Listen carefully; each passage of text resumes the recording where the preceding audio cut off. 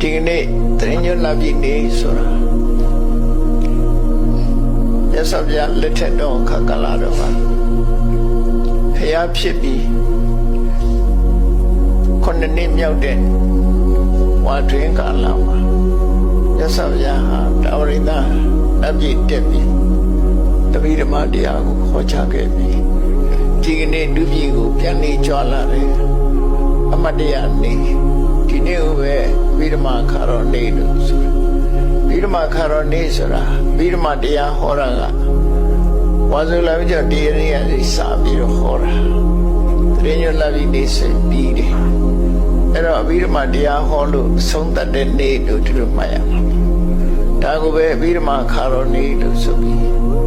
မြန်မာပြည်မှာမှတ်သားနားလည်ထားကြလို့ပေါ့နော်ဗိဓမာတရားစတင်ဟောတာတော့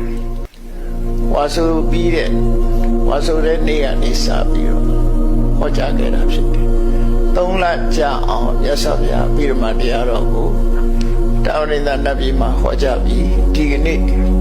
ဘဝရဏပြုပြီးတဲ့အခါမှာတာဝရိန္ဒနတ်ပြည်ကတရားမင်းဖန်ဆင်းတဲ့ရွှေဆောင်နှံငွေဆောင်နှံပရမညာဆောင်နှံလို့ဆိုတဲ့ဆောင်နှံလေကားကြီး30အနေပြီးခန္ဓာတိုက်ပြိတ်စွာနတ်ပြည်ကနေလူပြည်ကိုပြန်ကြွလာတဲ့နေတူနေမြတ်ဖြစ်တယ်ဆိုတာဘုရားဘာသာဝင်နေတဲ့မှတ်သားထားဖို့လိုတယ်